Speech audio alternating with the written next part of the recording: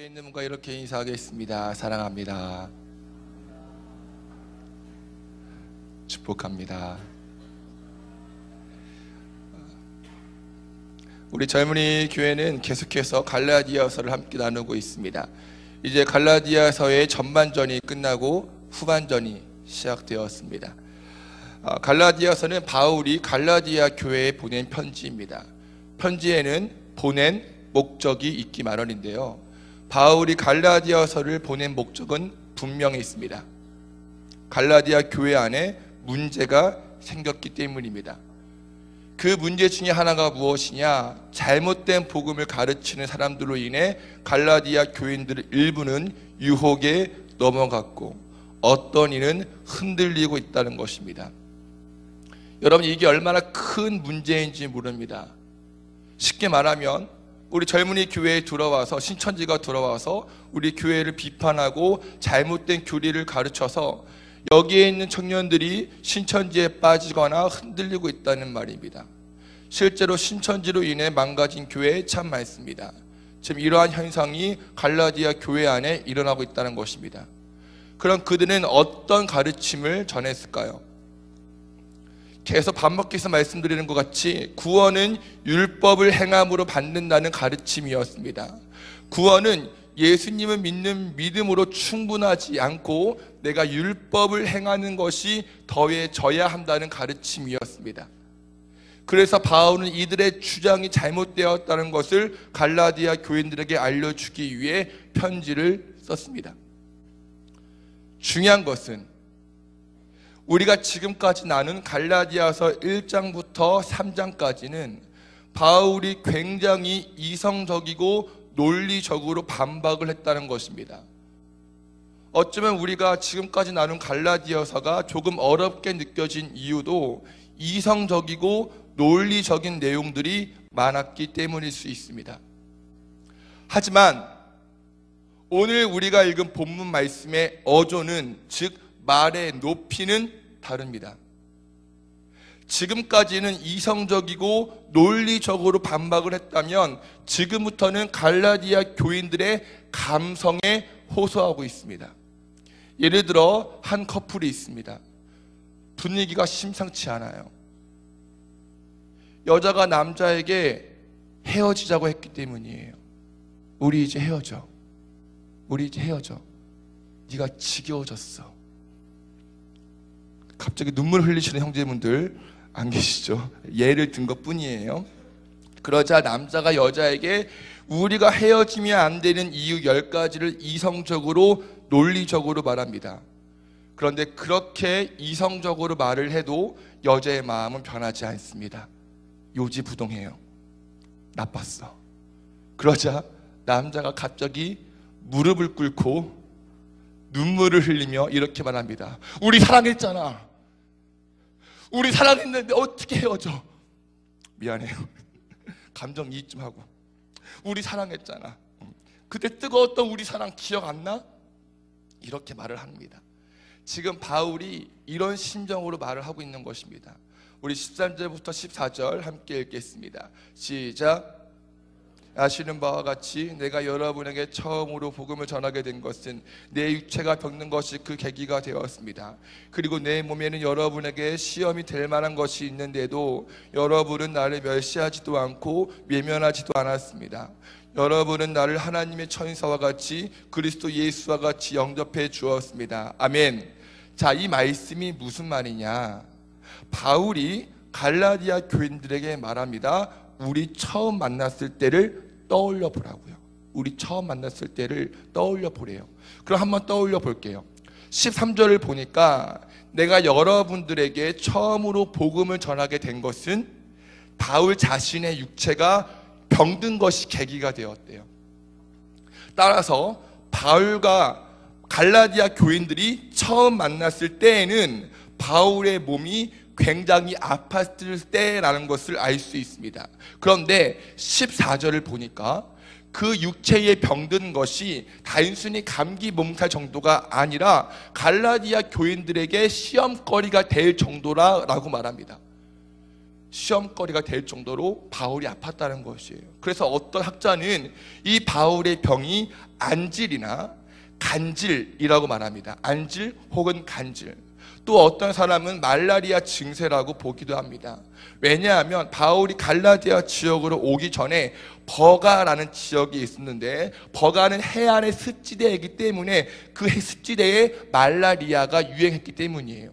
아무튼 바울이 안질이든 간질이든 말라리아든지 간에 그 병든 것이 사람의 마음을 어렵게 했다는 것입니다. 정도가 심했다는 말이죠. 그런데 갈라디아 교인들이 어떻게 맞이했대요? 바울을 멸시하지도 않고 외면하지도 않고 도리어 바울을 하나님의 천사와 같이 그리스도 예수를 영접하는 것 같이 환영하고 맞이했답니다. 그리고 15절을 보면 너희가 할 수만 있다면 너희의 눈이라도 빼어 나에게 주었을 것이다 라고 말합니다. 이 부분에서 바울이 겪은 질병이 안질이라는 것에 더 큰 무게를 둘 수 있는데요, 안질을 겪은 바울을 위해서 눈이라도 빼어줄 정도로 바울을 사랑하고 귀하게 여겼다는 것이죠. 바울과 갈라디아 교인들의 사이가요. 여러분, 누군가를 뜨겁게 사랑해 본 적 있죠? 그 사람을 위해 내 모든 것을 내어줄 수 있을 것 같다는 그 마음 든 적 있나요? 제가 예전에 말했던 것처럼 제 아내가 4개월 동안 병원에 입원을 한 적이 있는데 차라리 제가 대신 아팠으면 좋겠더라고요. 주아가 돌이 지나서 탈장 수술을 했는데요, 수술실 들어가기 전에 제품에 안겨서 마취 주사를 맞고는 맥없이 제품에 푹 안기는데 눈물이 안 날 수가 없더라고요. 제가 수술을 대신 받았으면 좋겠더라고요.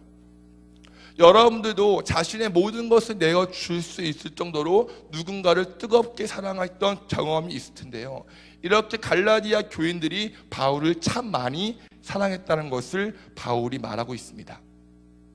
중요한 것은 이렇게 바울을 사랑한 것이 너희의 복이야, 너희의 복이라고 말합니다.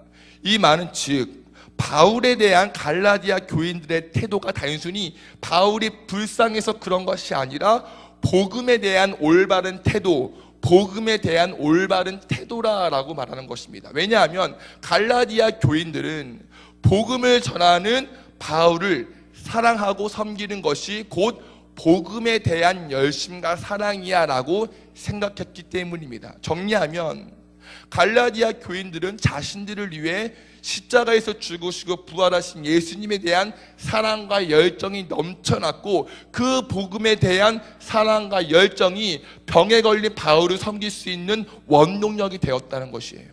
왜냐? 바울은 복음을 전하는 사도였기 때문입니다. 그런데 그랬던 갈라디아 교인들의 사랑이 어떻게 되었대요? 변질되었답니다. 복음에 대한 열정과 사랑이 변질되었다고요. 왜요? 갈라디아 교회 안에 들어온 율법주의자들 때문입니다. 우리 16절 17절 한번 읽어보겠습니다. 시작. 그런데 내가 여러분에게 진리를 전하였으므로 여러분의 원수가 되었습니까? 위에서 내가 말한 자들이 여러분에게 열심을 내는 것은 좋은 뜻으로 하는 것이 아니라 여러분을 내게서 떼어놓아서 여러분으로 하여금 그들을 열심히 따르게 하려고 하는 것입니다. 아멘. 자, 율법주의자들이 갈라디아 교인들에게 바울이 가르친 복음은 진짜 복음이 아니야, 바울은 사도가 아니야, 지금 거짓말을 하고 있어 라는 말로 이간질했습니다. 그들은 바울과 갈라디아 교인들 사이를 떼어놓고는, 이간질하고는 잘못된 가르침을 따르게 했다는 것이죠. 열심을 내었다는 것입니다. 결국 갈라디아 교인들은 복음을 향한 순수한 열정과 사랑이 변질이 되어 율법을 따르는 것에 열심을 내기 시작했습니다. 예수님을 향한 그 뜨거운 사랑, 복음의 본질을 잃어버리고 율법이라는 경건의 모양을 따르는 것에 열심을 내었다는 말입니다. 알맹이 없는, 복음이 없는 율법의 형식을 따르게 되었습니다. 자, 오늘 말씀을 통하여 우리 젊은이 교회가 알아야 할 것이 있습니다. 우리 젊은이 교회는 예수님을 향한 그 첫사랑을 회복해야 합니다. 할렐루야. 예수님을 향한 그 뜨거운 사랑을 회복해야 합니다. 여러분, 예수님 사랑하십니까? 지금 예수님을 향한 그 사랑이 첫사랑만큼 뜨거우십니까? 제가 그저께 어저께 고등부 수련회 다녀왔는데요, 말씀 전하고 기도하는 시간이었습니다. 그런데 아직도 예수님을 잘 모르겠다고 하는 친구, 영접하고 싶은 친구 나오라고 했습니다. 2명 나왔습니다. 그 2명이 기도하는데요, 그렇게 간절하게, 그렇게 애타게 주여 주여라고 외치는 것이 제 마음을 뭉클하게 했습니다. 그렇게 뭉클해지는 한편 제 중학교 때, 고등학교 때가 생각나더라고요. 저는 그때 예수님이 정말 좋았습니다. 정말 예수님 한 분이면 만족했습니다. 예수님밖에 없었습니다. 새벽기도 가는 것이 행복했습니다. 교회 가는 것이 행복했고 예배하는 것이 정말 감사했습니다. 그런데 그때 그 사랑에 비해 지금 내 사랑은 100%가 아니었습니다. 율법적인 모습이 많았어요. 껍데기가 많았습니다. 예수님도 사랑하지만 다른 것도 사랑했습니다.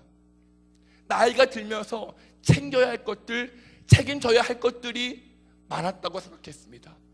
그래서 그 고등부 친구들을 바라보면서 참 부끄러웠습니다. 여러분은 어떻습니까? 예수님 사랑하십니까? 예수님 처음 만났을 때 그 사랑 기억나십니까? 우리의 수고와 열심이 예수님을 향한 사랑에 비롯된 것입니까? 혹시 우리의 열정과 사랑이 변질되진 않았습니까? 그때 그 사랑에 비해 지금 예수님을 향한 우리의 사랑과 열정이 그 깊이가 어느 정도입니까?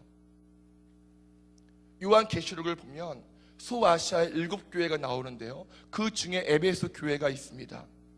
예수님께서 에베소 교회를 향해 칭찬하십니다. 함께 읽어보겠습니다. 시작. 나는 내가 한 일과 내 수고와 인내를 알고 있다. 또 나는 내가 악한 자들을 참고 내버려 둘 수 없던 것과 사도가 아니면서 사도라고 자칭하는 자들을 시험하여 그들의 거짓말쟁이임을 밝혀낸 것도 알고 있다. 너는 참고 내 이름을 위하여 고난을 견디어내고 낙심한 적이 없다 라고 말씀하십니다.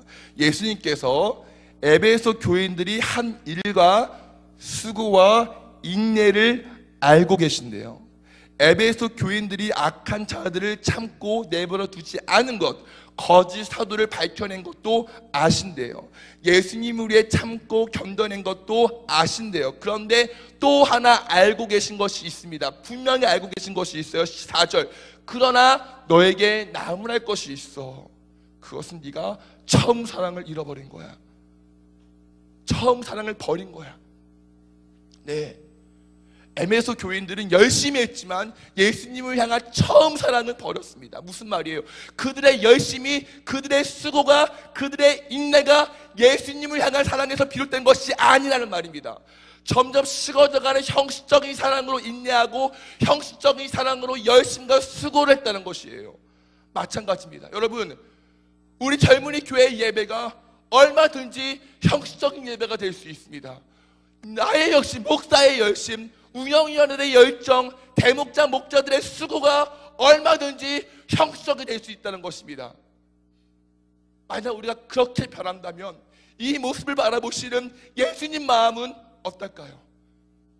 예수님의 사랑은 변함이 없으신데, 나를 향한 그 사랑은 변함이 없으신데 우리의 사랑은 날로 식어간다면 이거 정말 비참한 일 아닙니까? 혹시 예수님께서 우리 젊은이 교회를 향해 이렇게 말씀하시지 않습니까? 너에게 나무랄 것이 있어. 그것은 네가 처음 사랑을 버린 거야. 사랑하는 젊은이 교회 여러분, 우리 처음 사랑을 회복합시다. 아멘이십니까? 이것저것 따지지 말고, 이것저것 재지 말고, 이것저것 생각하지 말고, 이것저것 두려워하지 말고 그냥 예수님 바라봅시다. 예수님 더 사랑합시다. 우리의 열정이, 우리의 열망이, 우리의 수고가, 우리의 헌신이, 우리의 예배가 예수님을 향한 뜨거운 사랑에서 출발되길 간절히 축원합니다. 그럼 우리의 사랑이 회복되어지고 더욱 뜨거워지기 위해서 어떻게 해야 합니까? 올바른 복음을 들어야 합니다. 올바른 복음을 들어야 됩니다. 우리 19절 20절 함께 읽어보겠습니다. 시작. 나의 자녀 여러분, 나는 여러분 속에 그리스도의 형상이 이루어지기까지 다시 해산의 고통을 겪습니다. 어조를 바꾸어서 이야기를 나눌 수 있다면 좋겠습니다. 나는 여러분의 일을 어떻게 하면 좋을지 당황하고 있습니다. 자, 바울이 해산의 고통을 겪는다고 말합니다. 무슨 말이냐면 갈라디아 교인들에게 쓴소리를 하기 싫다는 거죠. 생각해 보세요. 갈라디아 교인들은 육체의 연약함을 가지고 있던 바울을 하나님의 천사와 같이 그리스도 예수를 영접하는 것 같이 환영해 주었습니다. 그런 교인들에게, 그런 은혜를 받은 그 교인들에게 쓴소리를 하고 호통을 치는 것이 쉽지 않았을 것입니다. 해산의 고통을 겪는 것과 말할 정도로 어려웠대요. 그럼에도 불구하고 바울은 언성을 높이며 올바른 복음의 진리, 예수 그리스도의 십자가와 부활, 믿음으로 구원을 받고 의롭다 여김 받는다는 이야기를 계속했습니다. 왜요? 우리의 믿음이 언제든지 변질될 수 있기 때문입니다. 우리는 얼마든지 죄의 길에 빠질 수 있고, 우리는 얼마든지 사랑이 식을 수 있고, 우리는 얼마든지 믿음이 바닥날 수 있고, 언제든지 예수님을 떠날 준비가 되었거든요. 한 형제가 이렇게 고백했습니다. 내가 예수님을 떠났을 때의 모습으로 돌아갈까봐 두렵다고요. 어디 그 형제뿐이겠습니까? 저도 그렇고 여러분들도 그렇고 자신할 수 있습니까? 자신할 수 있나요? 우리의 믿음은 유통기한이 짧아서 언제든지 상할 수 있습니다. 변질될 수 있습니다. 여러분 오해하지 말고 들으십시오. 저는 저와 여러분들이 변질되지 않기를 소망합니다. 정말 우리 젊은이 교회가 하나님께 기쁨이 되고 하나님께 쓰임 받았으면 좋겠습니다. 여러분들이 이 세상 속에서 쓰러지지 않고 넘어지지 않고 넉넉히 승리했으면 좋겠습니다. 어떤 어려움이 와도 강하고 담대하게 승리했으면 좋겠습니다. 그런데 이렇게 강하고 담대하게 살 수 있는 그 원동력은 예배 시간에 선포되어지는 진리의 말씀을 통해서만 가능합니다. 예배하지 않고 말씀을 듣지 않고 딴짓하고 집중하지도 않으면서 세상에 나가서는 힘들고 어렵대요. 낙담한대요. 맞지 않는 이야기 아닙니까? 진리의 말씀만이 우리를 살리고 진리의 말씀만이 우리의 능력이고 지혜이며 내비게이션입니다. 그래서 제가 이따금씩 호통을 치는 겁니다. 예배도 훈련이거든요. 제가 호통치는 것이 마음이 어려워하시는 분들 계시는데, 선포되어지는 이 진리의 말씀을 통하여 우리 젊은이 교회가 저와 여러분들이 변질되지 않고 그리스도의 형상을 이루어 나가며 세상 가운데 빛과 소금의 역할을 감당하기를 정말 간절히 축원합니다. 말씀을 정리하겠습니다. 여러분, 예수님의 사랑은요 변함이 없습니다. 아까 찬양을 했는데 하나님 내 사랑은 조금씩 변질되어지는데 어쩌면 그 하나님의 사랑은 변함이 없습니까? 하나님의 사랑은 변함이 없습니다. 영원합니다. 여러분들이 변한다 할지라도 변질된다 할지라도 여러분들을 향한 그 사랑은 변함이 없으십니다. 영원하십니다. 여러분들 그 모습 그대로 사랑하십니다. 예수님의 사랑은 콩깍지가 씌었습니다. 여러분밖에 안 보이고 여러분만 생각하며 설레이는 사랑이십니다. 사랑 받을 자격도 없고 가치도 없는데 이것저것 재지 않으시고 이것저것 따지지 않으시고 기뻐하시고 귀하게 여기시는 주님의 사랑이십니다. 한 찬양의 가사처럼 우리는 오늘 피었다 지는 꽃과 같고 안개와 같고 순간순간 있다가 없어지는 파도와 같지만 주님은 이런 나를 붙드시고 날 귀하다 하시고 나의 부르심에 응답하시는 분이십니다. 이것이 저와 여러분들을 향한 하나님의 변함없는 사랑임을 기억하십시오. 여러분, 우리도 변질됐지만 유통기한이 짧아 상하지만 우리도 예수님 사랑합시다. 이것저것 재지 말고 이것저것 따지지 말고 그 고등학생 두 명이 나와서 주여 주여 외쳤던 것처럼 우리도 그 첫사랑을 기억하며 예수님의 사랑을 기억하며 예수님 그 첫사랑을 기억하며 예수님 사랑합니다. 내 상황이 이런다 할지라도 내가 어려움이 있다 할지라도 고통이 있지라도 주님 나 주님 사랑해요. 비록 연약한다 할지라도 비록 내 믿음이 연약한다 할지라도 내가 주님 사랑하는 것밖에 없어요. 우리 이런 믿음으로 한 걸음 한 걸음 함께 걸어갑시다. 함께 걸어갑시다. 쓰러질지라도 주님은 여러분의 손을 붙잡으실 거예요. 어렵다 할지라도 떠났다 할지라도 그 자리에 가서 예수 여러분의 목을 붙잡고 이리 와, 넌 내 거야, 넌 나의 사랑이야 라고 말씀하시는 주님의 사랑을 기억하며 우리도 부끄럽지만 연약하지만 나도 주님 사랑합니다 라고 고백하는 저와 여러분들에게 간절히 소망합니다. 우리 그런 마음으로 첫사랑을 기억하며 함께 일어나서 찬양하시겠습니다.